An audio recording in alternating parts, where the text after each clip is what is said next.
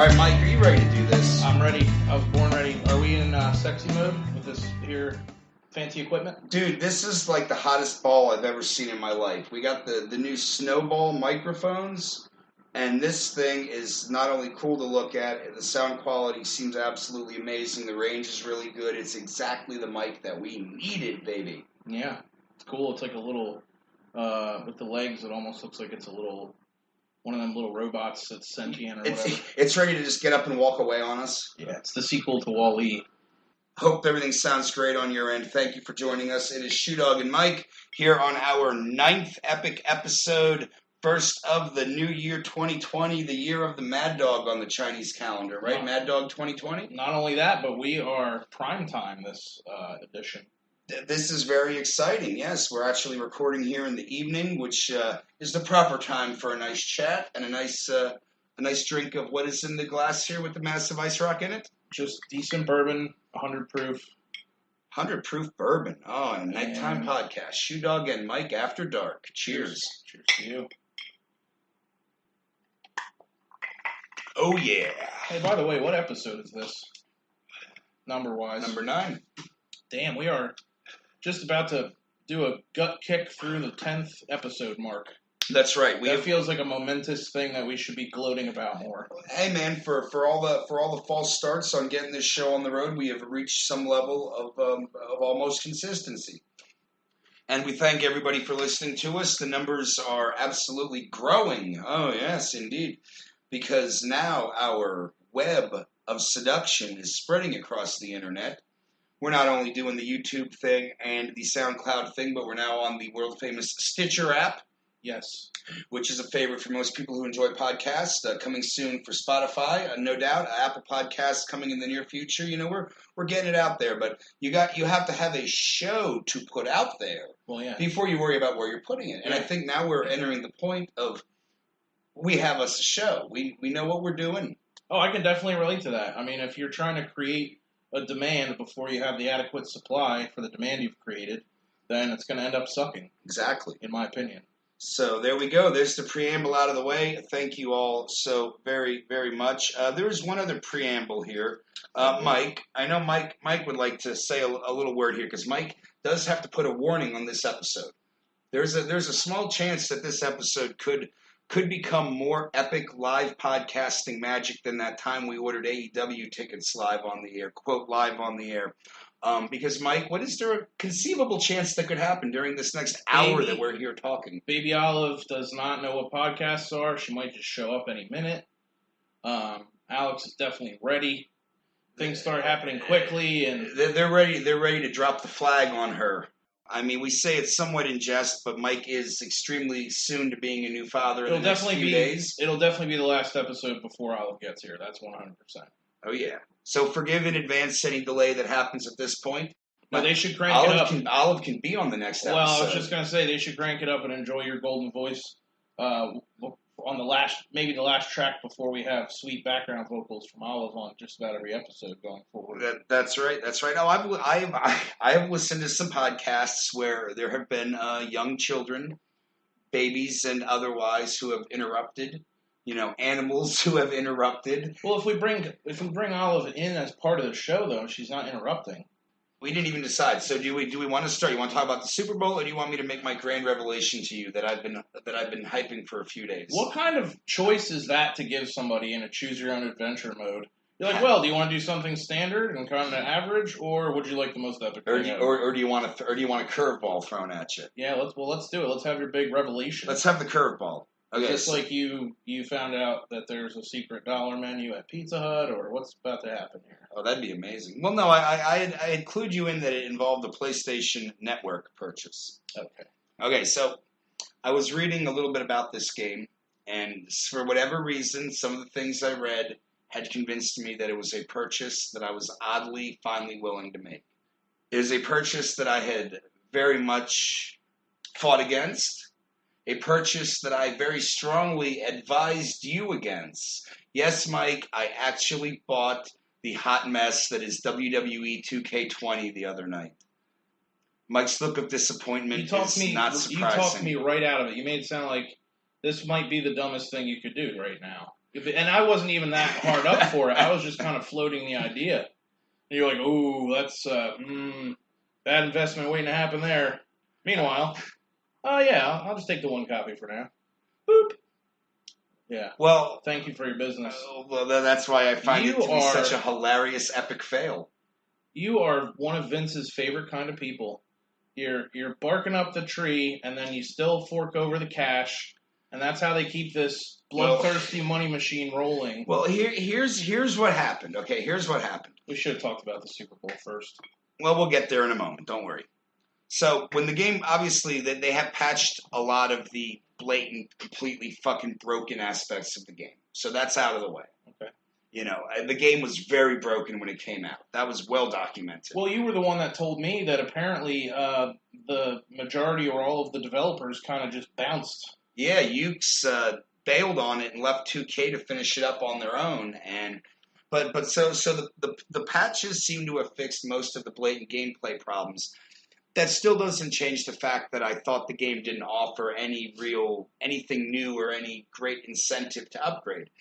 And then, the first DLC, the whole thing about these imaginary characters, these weird worlds, they were all zombie versions of wrestlers, the first DLC. And, we're like, well, what the hell kind of silly nonsense is this going to turn into, right? Then I found out what the second DLC pack was. Okay. It's basically WWE meets Mad Max, and it's pretty fucking cool. Oh, so it's like Twisted Metal-ish? It's more like Def Jam Fight for New York, in that you still have a solid, you still have your solid wrestling mechanic, but you have the wrestling taking place in this really completely different environment. Okay. And then they also revealed the next DLC, which is Southpaw Championship Wrestling. So I can only imagine that's going to have all kinds of amusing parody characters or old school whatever. I'm sure there's going to be at least one person whose finisher is a roll-up. I can get to that in a minute. Yes. So basically, I mean, finding out that they fixed the broken game for the most part, and all of a sudden the DLC taking a turn into this actually seems kind of neat. I took the dive. And, the matches I played, nothing has been really, it's been no more glitchy than the previous one. So, you know what? I don't regret the choice. That's not that epic. I'm not surprised. But that doesn't excuse them for releasing an absolutely fucking broken game that needed another month of playtesting before they put it out. No excuse to the people who bought the game full price when it came out, I feel really shitty for you. But, now that they've had another 3 months to finish the fucking thing, it's not a bad little, it's a unique little wrestling game. So. Yeah, again, I'm not shocked. I mean, you've always been a very unashamed consumer. Well, you're willing to take those gambles in life. Yeah, but I know it's the 5th Sharknado, but it was on sale. But like you said, I was so negative about the game initially. Well, who hasn't slummed it on video game systems? I mean, you're talking to the guy who owned a Magnavox CDI at one point. Well, that's amazing. Which was the biggest shit dump of a failure in electronics history, besides, really nothing. You probably own the only CDI in eastern Pennsylvania. Bad sign for a gaming console is when the 2 titles that it comes with are... First you think, oh, 2 titles, that's great. And then you realize that it's tennis featuring no licensed tennis players. Ooh. And an encyclopedia. Man, in 1994, a digital encyclopedia was pretty hot shit, though, and that's how you convinced your parents to buy it for you. But the game's never lived up to shit on that. Well, I guess in a way, then, the PlayStation or the Xbox is just like a really fancy Magnavox CDI, because you can open a browser on there, too. Sure. Go to the encyclopedia. Oh, I don't know. Yeah, now it's Wikipedia. That's right. And if you read it on Wikipedia... It's got to be true. Thank you. Most of it is, though, because it's well-sourced. I would trust something I read on Wikipedia much more so than, some crazy right-winger's blog or some shit. And they can be left-wing, too. But, I find Wikipedia... The right-wing ones are better. They're more likely to be filled with cockamamie horse poop. The right is getting better at comedy. Watch out. The right is getting better at looking like a bunch of goddamn flamingos with your head stuck in the sand while the world burns around you. Why flamingos, though? Isn't flamingos what the birds that put their heads in the sand? That's an ostrich, my friend. Ostriches, yeah, those. It's weird that your brain went to flamingo. They're one of them long-necked birds. When was, have you ever seen a flamingo in real life, like on a video or something on TV? Yes. Yeah, Okay. I mean, I've seen flamingos in action a little Where bit. was it? Like Egypt? Why would you think a flamingo would stick its head in the sand? They're from Florida. Yeah. I don't know. They're in the pools in front of casinos. I'm not goddamn Jungle Jack Perkins or Jungle Boy Jack Perry, okay? Could you imagine meeting a flamingo in real life and being like, oh, look at this pink bird. It's so beautiful. It's so majestic. And then all of a sudden it just takes a nip at you? Are you one of those people that went to you ever go to the drive-through zoo entrance where they let the giraffes and whatever get all up in your personal business? And they can reach their fucking face in the car and bite you?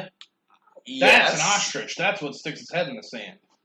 Me and our friend Josh, we went to Great Adventure when they still had when you could still drive your own car through the safari, which they no longer let you do because I guess no matter how many warnings they give you, some douchebags still decide to try to sue Great Adventure when a hippo shits on their trunk or something. But we're driving through the safari. Well, they used to have rhinos there. And I'm not getting out of my fucking car if there's a rhino.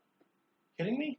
Our car, and even more so to the left of us, like a tour bus, were attacked by little fucking monkeys. We had 3 monkeys on my car. One was yanking at the antenna. One was riding along the side, sitting on the side view mirror. But while that was going on, all of a sudden we look over at the bus in the left lane next to us, and there's like 12 monkeys on the fucking bus. It was a great day at the safari, a great adventure. And in related news, I have been bit by a wild creature at a similar type of situation. When I was younger, do you know where Hugh Park is? No. You don't know Hugh Park at all? No, I know where, I feel like there's another one. It's Louise Moore Park. I know where that Moore Park is. I don't know the Hugh. Okay, well, Hugh Moore Park is in Easton. It's the old canal system where the canal went through Easton. And you can still ride on the canal boat, like drawn by donkeys and shit. And I got bit by one of the donkeys when we went there with my parents. I'm sure if the donkeys were there was a lot of shit. Or, were they? I guess they probably were. Were they mules? Is a mule bigger than a donkey? I have no idea, man. I think they're mules. I think they're mule-drawn canal boats. And you can ride them. And then I went to pet the fucking I'm thing. not Dr. Doolittle. I have no idea. Can we talk about Super Bowl? You're not Dr. Doolittle? No, I'm not a shitty movie that's going to ruin somebody's legacy. No, I'm not Dr. Doolittle. That's all right. He's sitting on all that Iron Man money. Robert Downey Jr. will not be hurting for the critical drubbing that he's receiving from Dr. Doolittle. So, really quickly, acknowledge my beautiful red and gray sweatshirt over here. That's sitting on my chair. You brought your Niners gear out for the night. I'm acknowledging the fact that you have got your Niners boner going straight here all week since that pretty epic win over the Packers. It's not often I get to have a Niners boner in February. To go on to the Super Bowl. Yeah. Very rare. Pretty pumped. Yeah. Proud of the team. Win, lose, or draw, any playoff games in general, they were fun to watch this season. They had some, when they played in the downpour, they won 9-0. When they played the Saints, they won 48-45. When they played one team, they could run the ball 30 times. When they played another team, you'd have Garoppolo throwing 4 touchdown passes. I mean, they could do everything. Going to be a unit for a while. They're going to have to do everything, man, because the Chiefs' offense is on fire these last few games. I mean, first round of the playoffs, 7 straight possessions with a touchdown. I think they had 4 straight last Sunday. Yeah. And their offense is absolutely fucking killing it. It's going to be a great Super Bowl. I mean, I would be shocked if it's not at least 30 points apiece. 1.5 points on the spread. What do you got? Do you take the points? Or I'm not even going to go there. I will make an official prediction, though. I'll take it one next step. I'm going to say it'll stay within a touchdown. I'm going to say I guess we'll give an exact score. We'll say Chiefs 30, Niners 24. Okay. In 4 quarters. In regulation. Well, did you hear what's going to happen if the game goes into overtime? Mm-mm. Buffalo Wild Wings is going to give everybody free wings. if the Super Bowl goes into overtime. That's amazing. It is. I mean, you're going to be getting the wings that were sitting in the basket all night during the real Super Bowl, but still, they're free. You can't really fuck with free. They're going to be they. Imagine if on the slim chance the game does go into OT, they're going to be giving away fucking hundreds of millions. We should try to get wings. Buffalo Wild Wings to sponsor us and send us free wings just for being us. Just for being us? We would like some free food.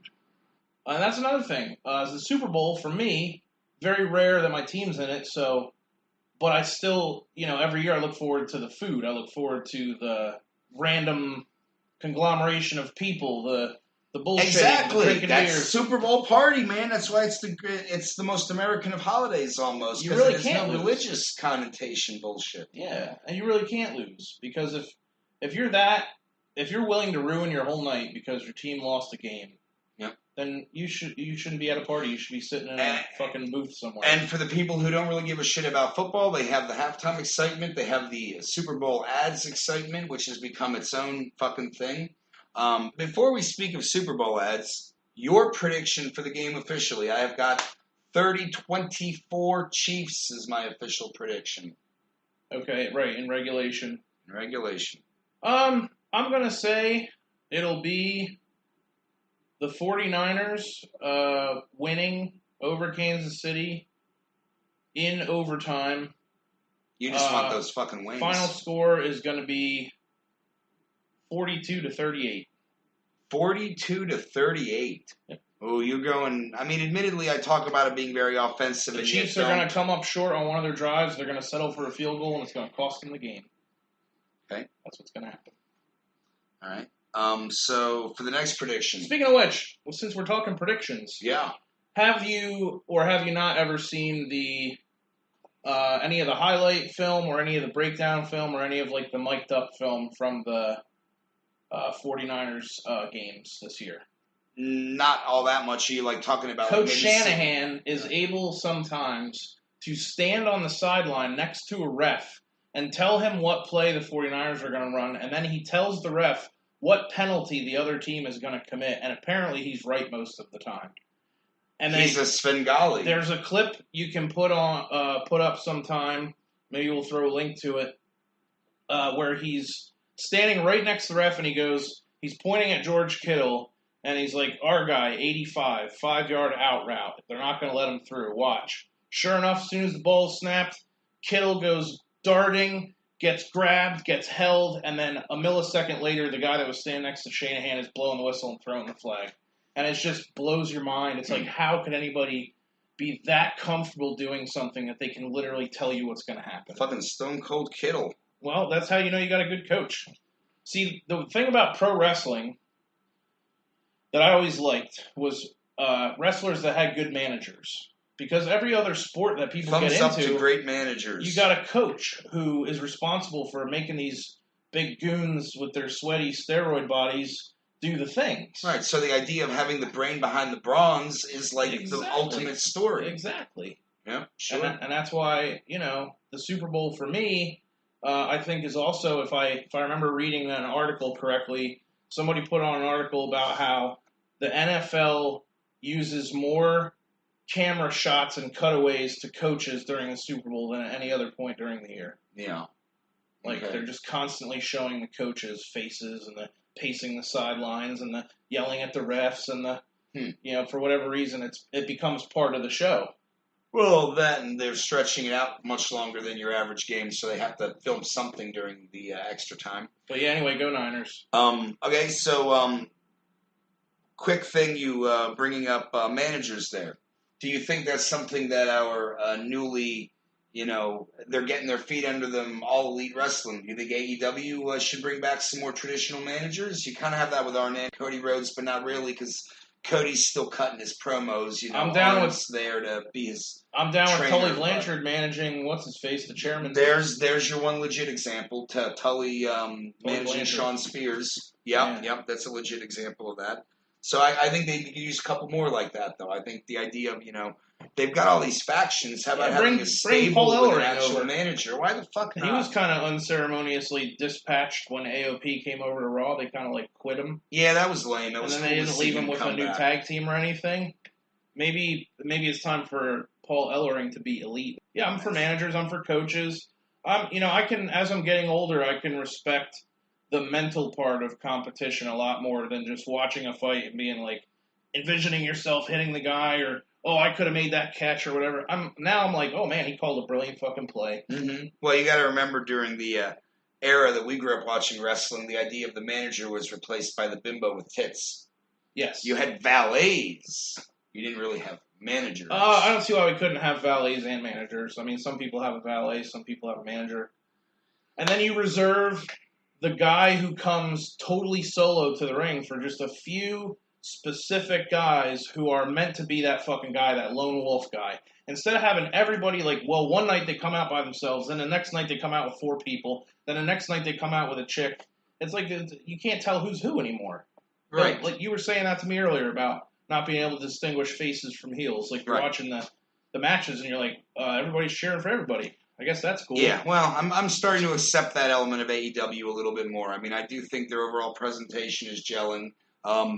Ratings have been really good. You wanted to discuss, the future of AEW a few episodes ago, and I said I just think that it's way too early to send the jury out.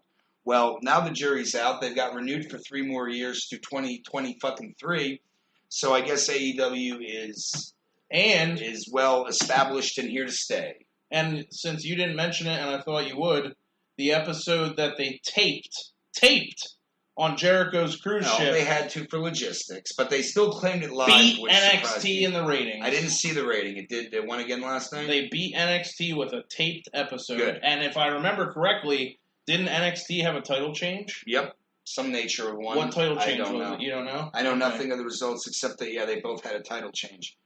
I mean, that's like the opposite of what WCW did with Mankind, where they told everybody he was going to win the belt on the taped episode. It was like, no, you had somebody win a belt on the live show, but everybody was watching the tape shit instead. I would like to think that nowadays, it was only taped earlier in the afternoon. If you wanted to see the spoilers so damn bad that you had to go online 4 hours before it aired to read the spoilers, you know what I'm saying? It's like, it's not like it's taped a week, or back in the days when they used to tape 5 fucking weeks of WWF Challenge at Stabler in one clip, That's when you had spoilers. You knew what was happening for the next fucking month. No, for what it's worth, it was 831 to 769. No, 871 to 769. Okay. In the ratings. Well, and a lot of people will say, the hipster response to all this is, well, why can't you just like both? Oh, I know why. Because I like things that don't suck, and I don't like things that suck. What's so fucking aggro about that? That seems like common sense. No. It's because you've got the exact same thing going on between NXT and AEW fans as you've got in politics or anywhere else. You've got a fucking number of people who have to root for one team or the other. Right. They can't be rooting for the wrestling business to succeed. Well, they have to want to see their guys win and the other team get crushed like bugs. I don't think that we need to have the AEW and the WWE, hand in hand helping each other succeed, considering Vince McMahon's a billionaire and they brand themselves as a global corporation. It's not like, oh, let's boost each other. We're in this together. No, you're not. One of you is a fucking Fortune 500 company, and the other one is an outlaw mud show. So let's backed by a billionaire. Stay in your lane a little bit. Backed by a billionaire, though. It doesn't matter. The Jaguars are backed by a billionaire, and they ain't in the fucking playoffs. That's right, but they should be. They should be playing in the Super Bowl. Maybe next year. Tony Khan Shad Khan and his mustache can lead the Jaguars to Super Bowl 55. See, he needs to make an appearance on AEW TV with that rad turban. Goddamn right he does. He could be the new Iron Sheik. Well, no, he can just come out and, one night he could be, when they need that big pop that you struggle for nowadays on TV, they could have him come out and, do something really brutally authoritarian to get a pop from the crowd, have him ban... Jericho have or him something. ban Jericho from TV for a month. Yeah, could be. So anyway, can we? I think we should ban Jericho from something. The guy's in your face everywhere you look now. Ban him from his band. You can't even go out on the fucking ocean and hide from him. He'll fucking take a cruise ship and come find you. He's fucking everywhere, baby. Unbelievable. Anyway, I'm sorry to cut you off there. Anyway, can we circle back to the Super Bowl for a minute? We got off on a tangent. I had one or two. I've got a couple of fun facts here I still want to squeeze in. You want to talk about the 49ers in the Super Bowl? I'm game anytime. Even well, I do want to specifically talk about the 49ers in the Super Bowl here because knowing how shitty they did last year, I believed in the back of my mind that it had to possibly be a one-time only record turnaround for a team, worst regular season record to getting into the Super Bowl, right? Sure. They are tied. Well, they were 4-12. They are tied. That's not terrible. I mean, it's bad. It's not generally a team that makes the fucking Super Bowl next year. No. Well, that's, again, coach. They have one tied with that. Okay. The 98-99 Rams, who were 4-12, and then went to the Super Bowl. So the that was Rams the greatest show and on the turf. Niners. Featuring Mike Martz calling some, and again, another great play caller, very creative with the offensive playbook. Guy who wasn't afraid to throw it up there. Well, he had Kurt Warner in his prime-ish, Yeah, well, and same thing. He took a team from a 4-12 record onto the Super Bowl. So, let's do this. Let's do this one. Do you know how much a Super Bowl ad cost this year? $5 million. 5.6 for a 30-second ad, and $10 million for a full minute. And there are a lot of people getting the minute-long ads. Unfortunately, it looks like we're going to see a couple of minute-long political ads during the Super Bowl. Both Shit Stains and Michael Bloomberg have announced that they're airing Super Bowl ads. And there's a little rumbling online that perhaps if they can get it in under the wire, that Bernie might buy a Super Bowl ad. God, no. I could only imagine what that would not only look like, but sound like. It would be weird. Hello, America. This is presidential candidate Bernie Sanders, and I am running for the Democratic ticket. I have bought this extremely expensive, and I do mean ungodly expensive airtime to speak to you about the way that the corporate greed has strangled America. Look at this game out there. Everybody in the crowd, it's a bunch of 1%ers. You're sitting on your couch, you're eating your chicken wings and your kosher kebabs, and they're out there. They paid $50 million for one of those tickets on your back and your hard work. And that is why you have to vote Bernie. Vote for me. I am Bernie Sanders, and I am so old that I remember when football players played both sides of the ball and they wore leather helmets. Bernie Sanders, and I approved this, again, insanely expensive message. Yeah, man, I hope that never happens. It would be fucking horrible. Beautifully done with the Wayne's World style segue music. And to think I was going to edit in some political music as an intro, that's much better. No, that was easier. I'm your cheap production value here. You're my sound effects fucking Talk about working on a budget. That's some classy, budget-worthy. Indeed. Well, either way, I'm sure it's going to be a beautiful game, a really great time. Hopefully Shakira or J-Lo might even dump their tits out. Are we due for another wardrobe malfunction? I don't know. Isn't it getting to the point of weird where, yes, everybody loves tits and everything, but can we graduate to a different, isn't J-Lo, in her 50s now or something? Janet Jackson was getting up there when we saw that titty. Yeah. Are you saying that you would, if the option is you can either see J-Lo's titties or not, you would choose not? I'm just saying that the world's a very big place, and there's a lot of titties in it that aren't J-Lo's that we haven't seen. What's the significance of it being J-Lo? Would you because she's already famous? You could look at Charlotte Flair's uneven titties. Wouldn't it be a lot more impressive to get a pair of titties up there that are so amazing that the person that's attached to them becomes famous just on the sole merits of their titties alone? And instead of being excited to see titties because somebody else is already famous for non-titty related stuff, I would like to be famous for my titties. You already are. You had those YouTube hits from Australia or whatever when you stripped in the hotel. God.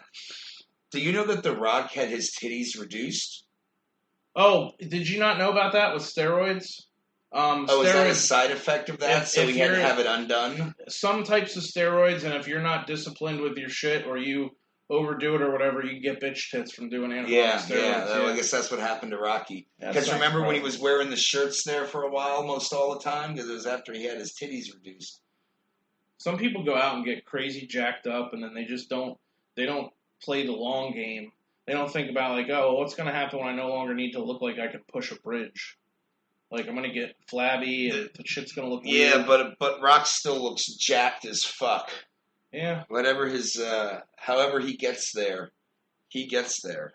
Well, I definitely, I think exercise goals, but I don't ever want to be super jacked. It's just too much work. Number one, I can tell you as somebody who used to have almost too much muscle mass on my legs, that your body's not built to carry a ton of muscle. That's how football players always tear ligaments and fucking sprain tendons in their legs. Sure, carrying too much muscle mass. They're running as fast as they can, and they weigh like 260 pounds, and that's just not supposed to happen. Yeah, sure. We were meant to be hunters. We were meant to be furry little skinny things that fucking chase after food and. You get these big jacked up people. We were meant to be furry little skinny things that chase. Well, hey, that'll be our excuse. Are you confusing us with rabbits? That'll be our excuse. We'll say that we're intentionally not jacked because we don't want to end up hurting ourselves when we don't. That's my excuse for not doing any physical activity. I mean, I've been using that for 35 years. So if you're listening and you're on a diet plan or an exercise plan or both, and maybe you're watching The Rock workout for inspiration, just know that we have no dedication to that whatsoever, and we would rather sit around and talk about people getting their bitch tits taken out than go, do dips. Fix something to help our own bitch tits. No 4 a.m. trips to the gym for me. No drinking raw eggs out of a glass. Mike, I think you've really just destroyed the fucking aura that we look like Hans and Franz back here. We've had video online. I think there still is some. I mean, we're at a good solid combined weight of about 520 pounds right now. Oh my god.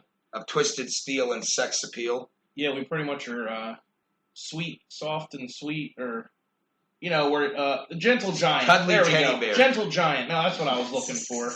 Jeez Louise. The old gentle giant. I mean, neither one of us is a giant. Well, speak for yourself. But not good word. Hey, it's Shoedogg and Mike After Dark, after all. Jesus Christ. Yes, my son? So, real quick. Okay. As we are right around the corner from the Super Bowl, that means that we are in turn only 6 more days from there, from the kickoff of the XFL. I forgot about that. Oh, no, I didn't forget about it, because guess what I saw being reported? Look at how badly that XFL just fucking blew up. Chad Johnson, did you hear this or no, had a tryout scheduled to be a kicker in the XFL. As in Ocho Cinco? But ultimately didn't go to it. Huh. Yes. Well, so we can already tell that this thing is going to be a damn circus right out of the gate. Well, I saw on, oh my God, what's the freaking guy's name? One of the guys who used to be on ESPN. I'm not sure. I think he's Colin Cowherd had the general manager of the XFL on for like 10 minutes, who is Andrew Luck's father. His first name escapes me. But Andrew Luck's father is the GM of the XFL. Is he a neckbeard like his son? No, he had no beard. But the big takeaway from this, I mean, they mentioned a few of the rule changes because I'm assuming you know nothing about any of the new rules that they're going for. I know it's all a bunch of cockamamie bullshit that Vince is gonna turn into a marketing ploy. But go ahead. No extra point kicks. Stupid. Where I already know it sucks. A 1-2 or a 3-point was play not a from reflex scrimmage. reaction. No. Okay. I just think it's a stupid idea. Yeah. Anyway, what was the other one? Well, that was the main. Oh, you don't know any others? There's not. That was the only real one that I got a lot of takeaway. Come on, man! You were just talking about the marvels of the working. internet. You know, there's got to be spoilers out there somewhere. Well, there probably is, but even still, that one interview was like the most in-depth reporting I heard about the XFL. So either way, you don't even give it you give it another one season run like every alternative football league there's ever been. Oh no, I don't think that's got to be the case with them. I just think that their rule about no extra point kicks is fucking lame. Okay, do you think they'll at least succeed enough to make it to a second season? Sure. Okay. If that other league, the American that didn't. Association of Football or whatever, the fact that they were able to get that league together and make it operational was impressive enough to me. Because I would have gave them no chance to even be on TV. You should probably have been using air quotes when you said operational, considering that when the league folded, they left their players stranded. It doesn't matter. They got on the field and they played games. Anybody who's played football will tell you that every time they go out there, they're risking life and limb. So it's real to them. Even though it didn't become a media profiting engine. That's for sure. It's still the sport of football was being played by people who are big and athletic. And apparently it was being played in front of piped-in audience cheers. Man, you're almost like sounding like the football version of wrestling is fake right now.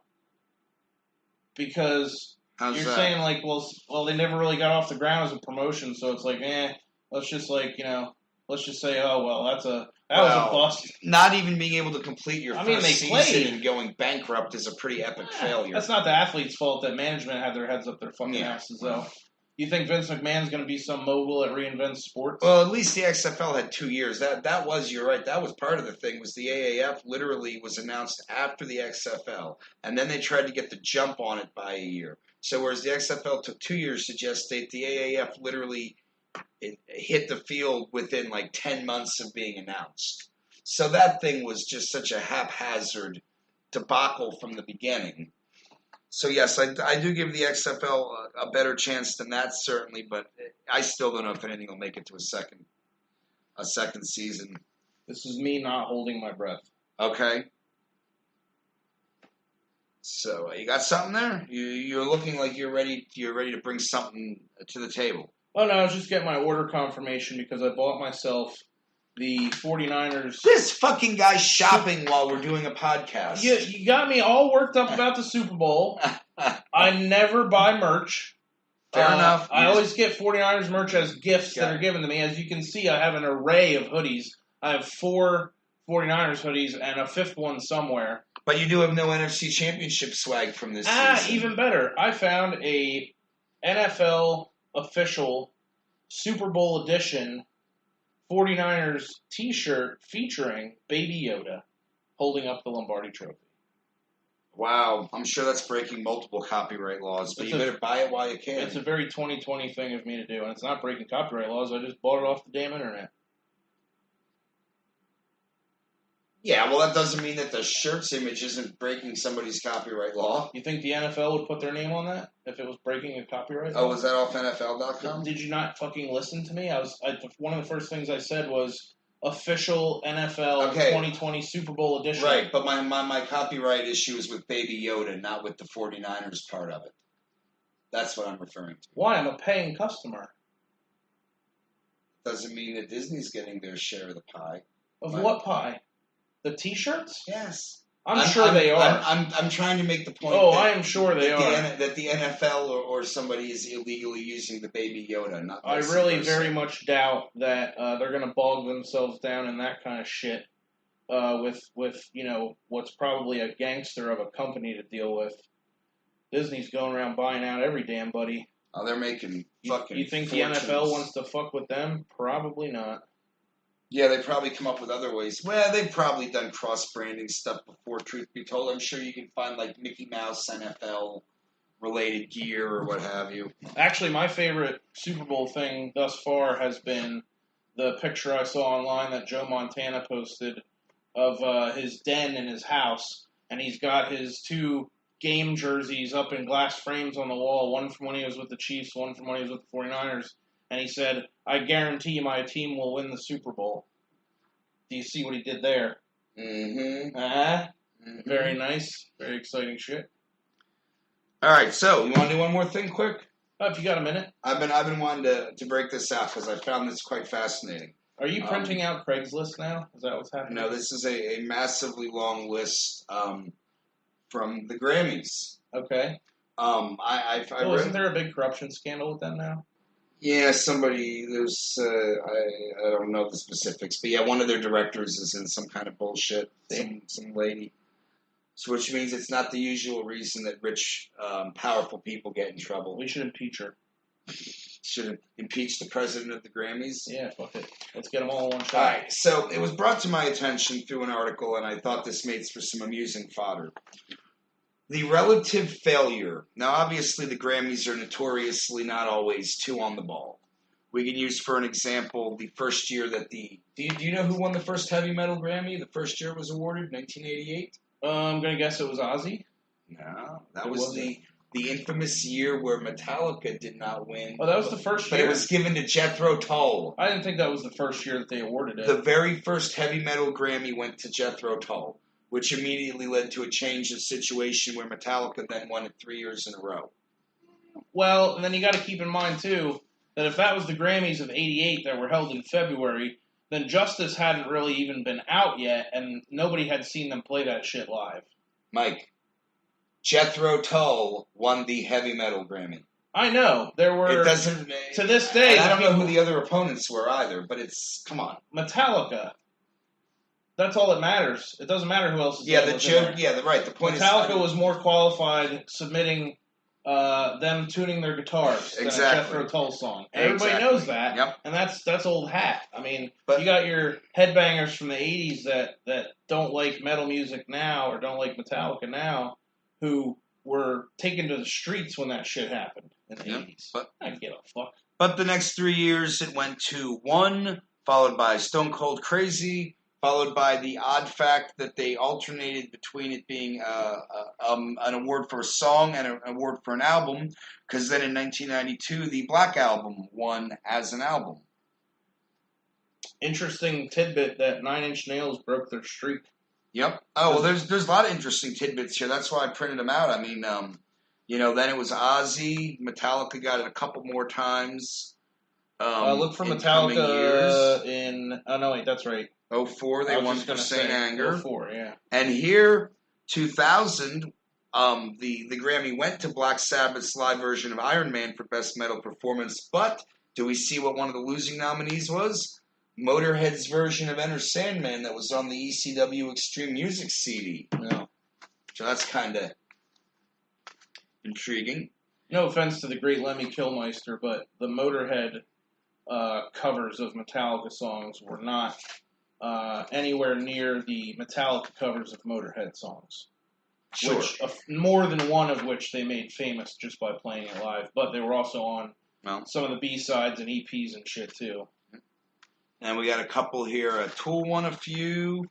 2015, 2016. Two very interesting winners in the Best Metal Grammy category. Wait, 2015. Let me take a stab at this. 2015 was... You don't have a hope in fuck of guessing this. 2015? It was Periphery. Code Orange. Nope. It was Mastodon.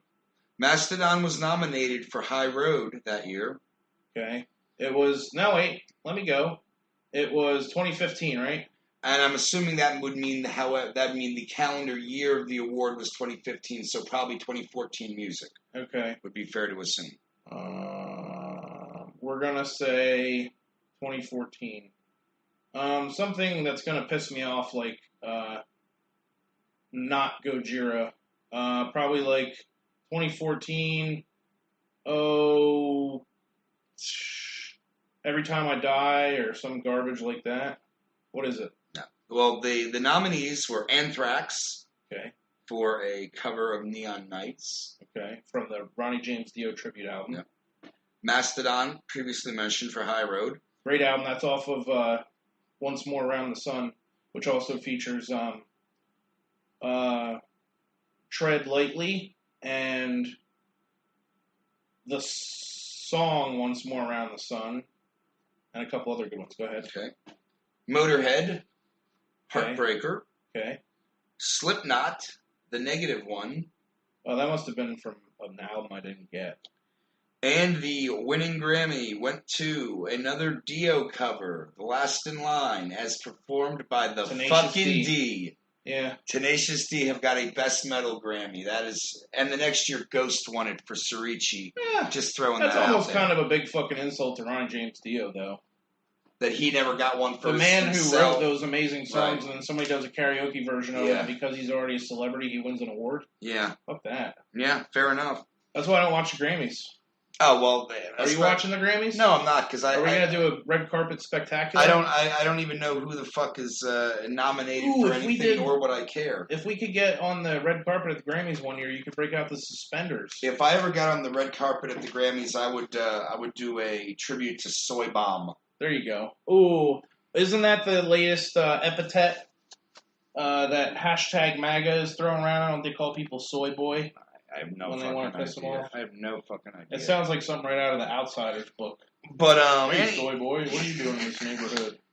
So about Grammys getting it wrong, the best new artist Grammy over the years has had some very interesting instances. You mean because they were one-hit wonders?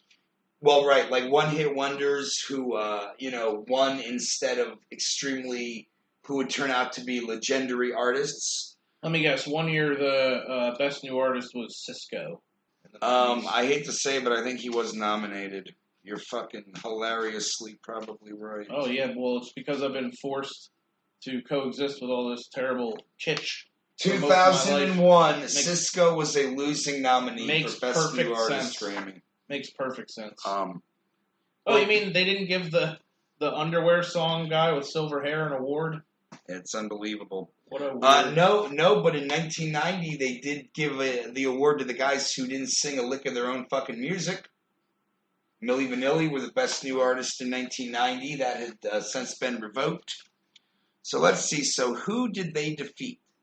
Well, looking at looking at the people Milli Vanilli beat, I can't say that they were any more warranted. What year was Milli Vanilli with the winner? 1990. Okay, so they were up against such regaled artists as probably like, I don't know, 1990. You're not going to have a hope. Roxette. No, that goes back. That was earlier. Maybe not in a million years. Young Cannibals. Fine Young Cannibals. That's the right era. They might have been like the year before. Okay. But anyway, no, 1990. Sinead O'Connor. Nina Cherry. The Indigo Girls. Ooh, there you go. Soul to Soul. And your boy Tone Loc. Tone Loc. Minus 20 million points for you. He's not just any best new artist. He was also a hilarious co-star in Ace Ventura: Pet Detective. Plays the second banana. So we're running through a few of these weirder ones here. Starting back 1963. Nominated Frankie Valli and the Four Seasons. I think they did okay. Sure. However, the best new artist, Shoo-Dee-Doo-Ba-Ba, Robert Goulet. Oh, yeah. Well, now there's a Grammy nom and award that I can agree with. I'm on board with that. You believe he's gained that kind of legendary status? He can sing me to sleep anytime. There you go. In 1965, the Beatles did accurately and rightfully win. 1966, the Byrds, Sonny and Cher, Herman's Hermits, and others were beaten out by Tom Jones. 1970, a good year. I'm going to name you three artists. Of these three, which of the one became the best new artist? Well, before you even say that, I know who it should have been, but go ahead. Well, your options: Crosby, Stills, and Nash, Chicago, and Zeppelin. So you got three biggies there. I'm going to say it was probably Chicago. Crosby, Stills, and Nash. Yeah, see, it was some bullshit. But you know what it should have been in 1970? It should have been ZZ Top. I think they might take... that might be the year they came out. It's definitely the year they released their debut album. They were not nominated any other year, yeah. Well, you know what? A lot of the really big bands never received that. Like R.E.M., Metallica, U2, like a lot of those, the big, super huge rock bands, Petty, none of them were ever nominated. Did we just throw R.E.M. in with Metallica and U2 as a big band? They were like college radio stars. They're Rock and Roll Hall of Famers. I mean, they're certainly big enough to think. I would like to think they would have been. When did they get into the Hall of Fame? First year they were eligible, 2008. What? You underestimate the power of the REM. Okay, why isn't Iron Maiden in the Rock and Roll Hall of Fame then? Because the Rock and Roll Hall of Fame doesn't like metal enough. So that is fucked up. It's probably got a bunch of the same people that are on the fucking Grammys. Probably. Man, they should have fucking, hey, one of you go hang yourselves and give us back the guy from Milli Vanilli. Here's one they got wrong. Huh. 1971. Losing nominee, Sir Elton John. This is all before my time. Oh, of course. Winning Grammy, Captain and Tennille. Close. Really fucking close. The Carpenters. See? 1973, a good year for your father. Pink Floyd. Because Dark Side of the Moon was 74. Harry Chapin and the Eagles among the losers to the other soft rock sounds of America. Oh, nice. I thought you were going to say something even more out of left field right there, like, I don't know, the Kinks or something. The 80s were a bunch of shit. The only highlight of the 80s I really got is the fact that Cyndi Lauper won it in 1985. And most of the losing nominees straight along. It's all 80s is. That's Michael Jackson never won a Best New Artist Nope. Grammy? Wow. Well, I guess he wasn't new by the time he was an adult. Exactly. Well, and that's kind of what I was trying to say before, like mentioning the rock bands. Like these 80s nominees are just all fucking one-hit Was wonders. it like Depeche Mode and the Cure? And stuff like well, that? in the early years, Dire Straits had a nomination in 80. Robin Williams actually got nominated. Okay. For his comedy album, so that's kind of interesting. Adam and the Ants, the Go-Go's, these were losers. 83, Men at Work were the best new artist, and in 84, it was Culture Club. Sade won it. I'm almost ashamed to have been born in 84. Look, most people will still attest that the 80s were pretty much like the shittiest, one of the shittiest. What do you got for last year? Music. For Best New Artist of I don't last even year. know who some of these. Well, exactly. We're getting to that few Family Guy years. episode where they're introducing the celebrities at the beginning of that show. Yep. Right before Wilford Brimley comes out and murders everybody with a shotgun. Exactly. And he's saying the names, and it's like Chad Chatterson, Todd McFlink, last year, Billy Four Wheels. The nominee, or the winner of the Best New Artist Grammy is Dua Lipa. So you can't even pronounce it anymore. This shit's just run off the tracks. I don't know how to pronounce. What is he? Is he one of these SoundCloud rappers that's on opioids? No, it looks like a girl. Oh, he doesn't have special characters in the spelling of his name. No, but we got some of them. He's not hashtag exclamation point techie wecky. No, losers. No, but 2 years ago, my homie Lil Uzi Vert was nominated, which is my favorite rap name. So the other nominees last year: Chloe X Halle, Luke Combs, who is a country guy of some sort, Greta Van Fleet, H.E.R. I guess they're kind of like H.I.M., right? Oh, so maybe it's their second, their female second variant. Run. Margot Price, Bebe Rexha, and Jorga Smith. I like Smith. I like that you wanted to give it a few tries, but still, I don't know who any of those fucking people are. I know. Neither do I. I respect you for giving us a big sample size to work with, but that doesn't ring a bell. Nope. A couple of good winners go back to the 90s. Well, before you do that, just for perspective, because we're making a joke about how here we are in 2020 and we can't even recognize. Let's go back to 2010. Okay. Because that was only 10 years ago. But that's enough time to judge how they've succeeded or not. And I was still listening to the radio quite a bit. All right, well, let's just gradually get back up there real quick. Okay. 90s had some good winners. Sheryl Crow in 95, Hootie and the Blowfish in 96, legit. Very 90s. Those 2 years, losing nominees, Ace of Base, The Counting Crows, Crash Test Dummies. I can't believe they got nominated. Did they win? No, those were losing nominees to Sheryl Crow. I was going to say, that'd be something if they won. Green Day lost to Sheryl Crow. Moving up through the rest of the 1991, Mariah Carey was the best new artist. Through the 2000s, we got... See, that's why, though. The Grammys appeal to the lowest common denominator. The world is always going to need a Sheryl Crow. She's like warm buttered toast, you know? Yeah, right? Not going to make anybody's stomach upset. All right, here we go. 2010. We have got losing nominees. Carrie Hilson. Okay. MGMT, who were pretty good. I'm not even sure they're around anymore. Silver Sun Pickups, also not sure if they're still around. And the Ting Tings, who I've heard of but don't know anything. Well, there you have it, man. And the winner, however, doesn't matter. The Zac Brown Band. Oh, well, that does matter. That's actually an acceptable Grammy decision. So by that, according to me anyway, it's been 10 years since the Grammys have made a good decision. Yeah, well, especially because 2016, the best new artist was All About That Bass, Meghan Trainor. She's still around, though. Is she? Oh, yeah, she's hanging on by a fat thread. Macklemore and Ryan Lewis, winners in 2014, Fun in 2013. So, I mean, you know, who knows? Sometimes they get it right, sometimes they get it wrong. But I mean, it's more interesting to see how many just, you know, when you look at the older acts, how many artists that became absolute pillars of music that were overlooked in their day, so that, like, you know, Robert Goulet and the Carpenters could be considered the best new artist.